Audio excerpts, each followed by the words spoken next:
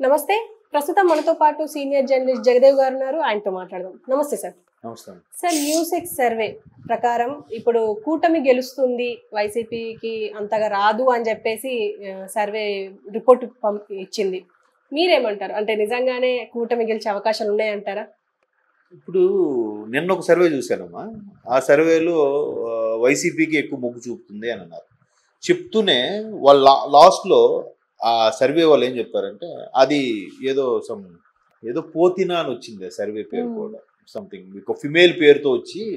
So ఆ సర్వేలో అలా చెప్తూ కింద ఏం చెప్పారంటే 15 సర్వేల్లో 13 సర్వేలు వైసీపీకి ఫేవర్గా ఉన్నాయి, 2 కూటమికి ఫేవర్గా ఉన్నాయని చెప్పారు. ఇక్కడ ఈ సర్వేలు ఏవైతే చెప్తున్నారో ఈ సర్వేలు ఎవడు మిగతా సర్వేలతో కంప్లీట్ వాళ్ళు చెప్పుకుంటున్నారు. ఇప్పుడు ఈ న్యూసెక్స్ సర్వే వాళ్ళు ఇంతకుముందు హెరాల్డ్ అని, తర్వాత రైజ్ అని, ఆ తర్వాత ఇండియా టుడే కాదు, అది కూడా ఇండియా న్యూస్ ఏదో సంథింగ్, ఇండియా టుడే కూడా కాదు, ఇండియా న్యూస్ అనేదో అది. అలాగా అవి నేషనలైజ్డ్ ఇవన్నీ కూడా ఎవరు వాళ్ళు చెప్పుకున్నారు తప్ప మేము మాతో పాటు 15 వచ్చి 15లో 13 అని చెప్పుకోవట్లేదు. కానీ టీడీపీకి కూటమికి ఏదైతే ఫేవర్గా ఉన్న సర్వేలు ఉన్నాయో అవి 10లో 7 70% 80% కూటమికి ఉన్నాయి, 20% వైసీపీకి ఉన్నాయి. బట్ వాళ్ళేం చెప్పుకుంటున్నారు, వైసీపీలో కూడా 10లో 9 వైసీపీకే వస్తున్నాయని చెప్తున్నారు, 1 కూటమికి వస్తుందని చెప్తున్నారు కదా. సో ఇప్పుడు వీళ్ళ సర్వేలో కూడా ఏంటంటే సేమ్ గతంలో ఏవైతే రైజ్ కానీ, హెరాల్డ్ కానీ, ఇండియా న్యూస్ అని కానీ, ఇప్పుడు న్యూసెక్స్ కానీ, ఇవన్నీ కూడా సుమారుగా ఒకేలా చెప్తున్నాయి. ఎట్లా అంటే ఒక 40 నుంచి 50 మధ్యలో వైసీపీకి, ఒక 100 నుంచి 110, 120 మధ్యలో కూటమికి ఏవి అసెంబ్లీ స్థానాలు. అంటే ఇది ఒక 110 ఆ ఒక 50 వేసుకున్నాం, 160, ఒక 15 నుంచి 20 మధ్యలో టఫ్ పొజిషన్ ఉన్నాయి, టఫెస్ట్ ప్లేసెస్. అంటే అది ఏది గెలుస్తుందో చెప్పలేం, లాస్ట్ మినిట్ వరకు డౌటే అన్నట్టుగా చెప్పుకొచ్చేది. సో అలా చెప్పుకొచ్చినా కూడా వైసీపీకి 50 వచ్చినప్పుడు ఆ టఫ్ ప్లేస్లు 15 ఏవైతే ఉన్నాయో 50, 15, 65 అవుతున్నాయి, కానీ గవర్నమెంట్ ఫామ్ చేయలేదు కదా. అర్థమవుతుందా? అలాగే చెప్పుకొచ్చే. కానీ ఈ సర్వేలన్నీ పోనీ కాసేపు ఏం చేసుకుందాం, ఇవన్నీ కూడా కూటమే డబ్బులు ఇచ్చి చేయించింది అనుకుందాం. అలా చెప్పినప్పుడు కూటమి టఫ్ ప్లేస్లో అని ఎందుకు చెప్పిస్తుంది? క్లీన్ స్వీప్ 140 వీళ్ళకే, ఒక 15 వాళ్ళకి, 20 వాళ్ళకి అని చెప్పొచ్చు కదా. అలా చెప్పలేదా? ఇప్పటి వరకు 4 నేషనల్ సర్వేలు ఏవైతే వచ్చాయో ఈ 4 కూడా టఫ్ పొజిషన్, ఒక్కొక్కడు 20 అంటున్నారు, ఒకళ్ళు 31 అంటున్నారు, ఒకడు 26 అంటున్నారు. బట్ 110 అయితే ఒకడు 108 అంటున్నాడు, ఒకడు 92 అంటున్నాడు, ఒకడు 114 అంటున్నాడు. ఇలాగా అంటున్నారు కూటమికి. వైసీపీది మాత్రం 45 నుంచి 49 మధ్యలోనే ఫిగర్లు చెప్తున్నారు. 45, 46, 47, 48, 49, 50 కూడా అనట్లేదు ఎవరు. అలాగా క్లియర్గా చెప్తున్నారు. కానీ వైసీపీ నుంచి ఎవరైతే మద్దతు ఇస్తున్నారో వైసీపీకి అనుకుంటున్నారో వాళ్ళు మాత్రం క్లియర్గా ఇవన్నీ 40 దాటవు కూటమి అన్నట్టుగా క్లీన్ స్వీప్ ఇచ్చేస్తున్నారు. అలాగే ఇప్పుడు పోనీ టీడీపీ దగ్గర కూడా కూటమి దగ్గర డబ్బులు తీసుకొని చేసింది అనుకుందాం, అంత ఓపెన్గా లేదు కదా ఇది. బట్ అక్కడ వైసీపీ నుంచి తీసుకుని ఎలా ఉన్నాయి ఓపెన్గా. అంటే ఇప్పుడు ఇద్దరు తప్పు చేశారు, జడ్జి ముందు నిలబడినప్పుడు ఒకడు ఎంతవరకు తప్పు చేశాడో, ఒకడు ఎంతవరకు ఎవడది రైటో జడ్జి ఊహగా తెలిసిపోతుంది ఎవడు ఒక వాస్తవం అని. బట్ ఆడు తప్పు కాకుండా ఇటుపక్క తప్పు చేసిన వాడినే సరే సాక్ష్యాలు బట్టి నువ్వే తప్పు చేసావు అన్నట్టుగా ఉందని అంటే పర్వాలేదు. మొదటి నుంచి లేదు వాడేం తప్పు చేయడబ్బా నువ్వే చేసావు అని ఎలా డిసైడ్ చేస్తాడు జడ్జి? చేయకూడదు కదా. అలా ఉన్నాయి ఇక్కడ సర్వేలు. సో ఇప్పుడు ఈ న్యూసెక్స్ కూడా ఆల్మోస్ట్ వాళ్ళు ఇంతకుముందు చెప్పిన 4 పేర్లు ఏవైతే ఉన్నాయో అవే ఇచ్చాయి. అంటే వీరన్నిటికి కూడా ఎందుకు ఈ సర్వేలు ఇన్నిసార్లు చెప్పుకోవాల్సి వస్తుందని అంటే, ఇప్పుడు వచ్చే సర్వేలు ఏవైతే ఉన్నాయో April 1 నుంచి తర్వాత వచ్చేవి అవి ఆల్మోస్ట్ వాళ్ళు రేపు రిజల్ట్స్కి దగ్గరగా ఉంటాయని నా అభిప్రాయం.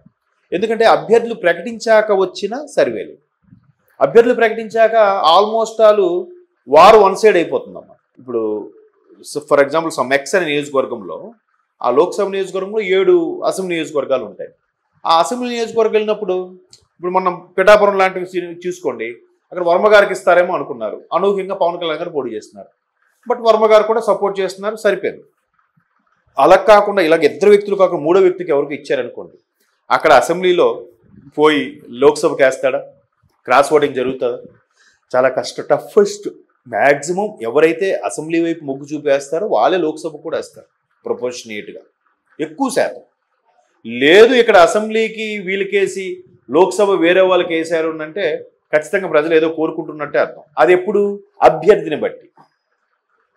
మొన్న ఒక నియోజకవర్గం ఇలాగే మ్యారేజ్కి వెళ్తే అంతకు ముందు రోజే ఆ నియోజకవర్గం ఎమ్మెల్యే ఒక కమ్యూనిటీ హాల్లో మీటింగ్ పెట్టి ఆ కాలనీకి పర్టికులర్గా ఒక కాలనీ, ఉడా కాలనీ అనే కాలనీ ఉంది, మొత్తం రోడ్లు డ్రైనేజ్ అన్ని సిస్టమ్ కరెక్ట్గా చేయించి లైట్లు పెట్టి అన్నీ చేసి ఆయన క్లియర్గా చెప్పాడంట, అయ్యా మీ అందరికీ చేతులు జోడిస్తున్నాను, నన్ను గెలిపించండి, పార్టీని చూడొద్దు, పార్టీ గవర్నమెంట్ ఏదొస్తుందో నాకు అనవసరం, నన్నుగా గెలిపించండి అంటున్నాడు.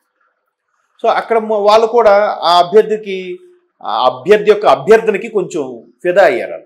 సో అలాంటప్పుడు పార్టీతో సంబంధం లేదు, గవర్నమెంట్ ఏ పార్టీ వస్తుందో లేకుండా మనకుంటే ఏ పనైనా అవుతుందిరా అనుకున్న వాళ్ళు గుడ్డుగా వేస్తారు. సో ఎందుకు ఇదంతా చెప్తున్నానంటే అభ్యర్థి ప్రాధాన్యత మీద కొన్ని ఉంటాయి, ఎక్కువ కాదు కానీ ఒక జస్ట్ 5% ఓవరాల్గా అభ్యర్థి ప్రాధాన్యత గెలిచిన ఉంటాయి కాబట్టి కొన్ని 5 కాబట్టి 10% అయినా మిగతాది పార్టీ పరంగా, పార్టీ గుర్తు పరంగా, అధినాయకుడి పరంగా ఉంటాయి. అలాంటి సందర్భంలో ఎలా అవుతుందంటే సర్వే ఎప్పుడైతే అభ్యర్థి ప్రకటించాక చేశారో అది రేపు రాబోయే రిజల్ట్కి దగ్గరగా ఉంటుంది నా అభిప్రాయం.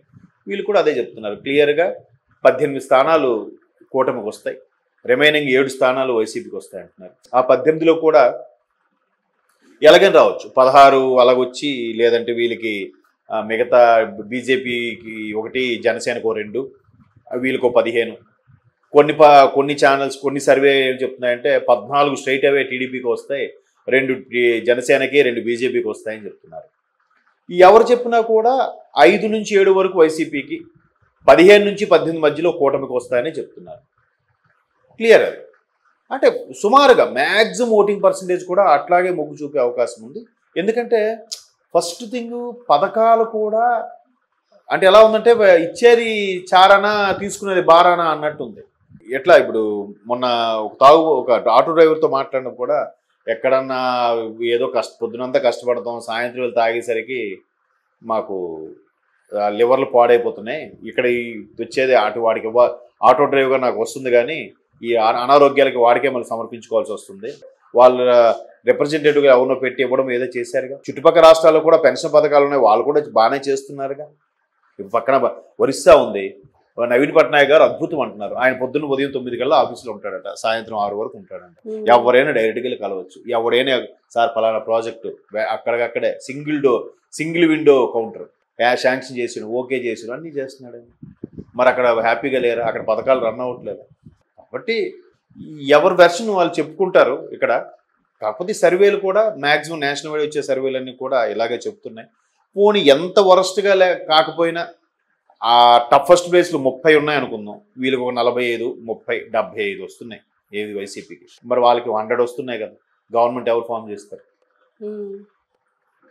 వరస్ట్ కేసులో చెప్తున్నాను. ఎంత ఒక పోనీ వాళ్ళకి ఫేవర్గా కాకుండా ఇటువైపు వేసేసుకున్నా అలాగే ఉంటుంది కదా. చూద్దాం, మరి కొద్ది రోజులు ఉంది కాబట్టి మహా అయితే ఈ రిజల్ట్స్కి 50 days ఉందేమో, 45 days అంతే కదా, June 4th. Okay sir, thank you.